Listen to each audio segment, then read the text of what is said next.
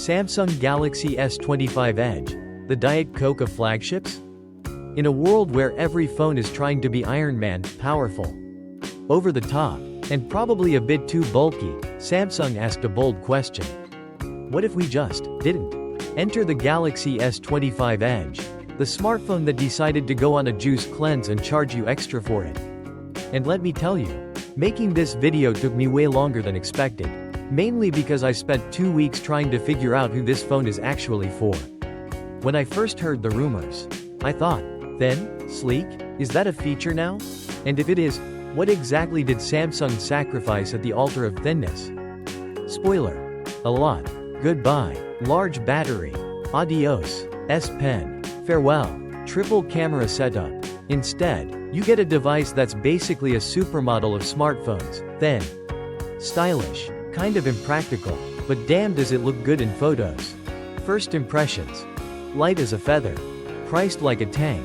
So, I've been using the S25 Edge for the past 2 weeks. Switching from the mighty S25 Ultra, also known as the phone that doubles as a brick if needed. The Edge? Shockingly light. Light. Did I leave my phone at home? Light.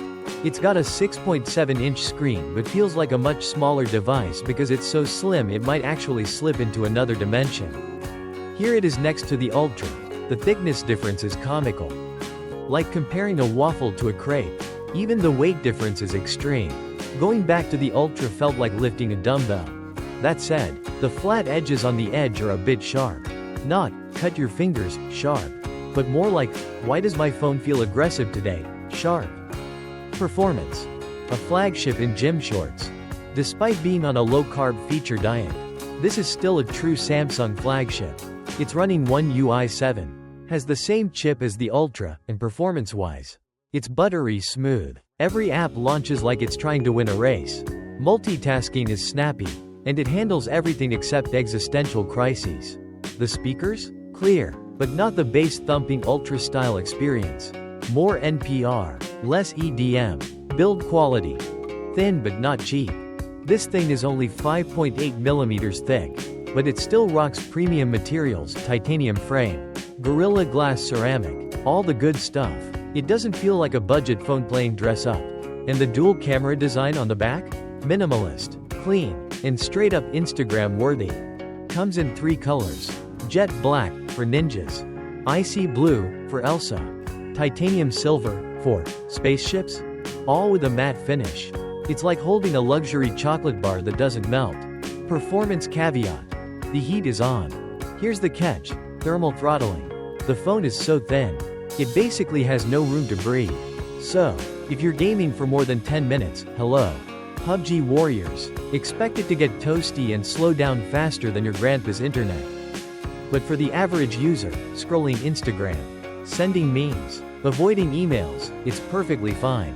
Display. Pretty pixels everywhere. The display is glorious, as expected from Samsung. Same peak brightness, 2500 nits. Same 120Hz refresh rate. Same AMOLED goodness. Everything looks crisp, bright, and scrolls smoother than your TikTok addiction. Camera. One lens short of glory. Main camera? 200-megapixel beast, same as the Ultra. It's sharp, vibrant, and aggressively eye-enhanced, like a beauty filter turned up to 11.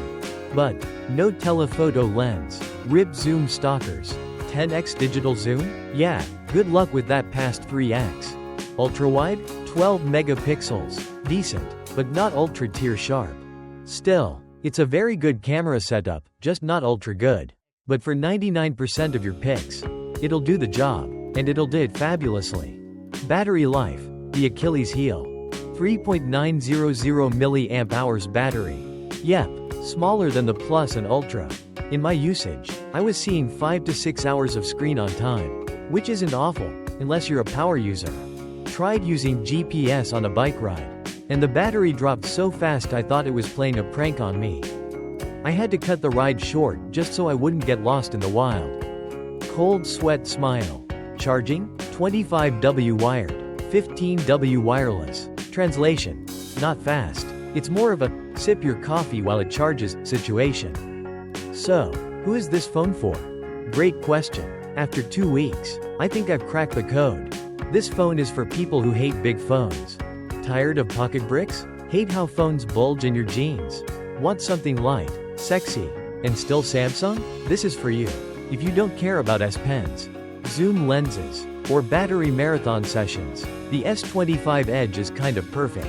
It's for the non-power users who still want a premium Samsung experience in a slimmer package. Samsung clearly isn't trying to beat the Ultra here, they're making something different. And in that category, this is the best phone you can get right now. If that sounds like your vibe, there's a link below to pick one up. Yes, it helps the channel. Yes, I'll love you forever. This is Kevin the Tech Ninja, signing off. Stay slim, stay groovy, and I'll see you in the next one. Scissor cell phone.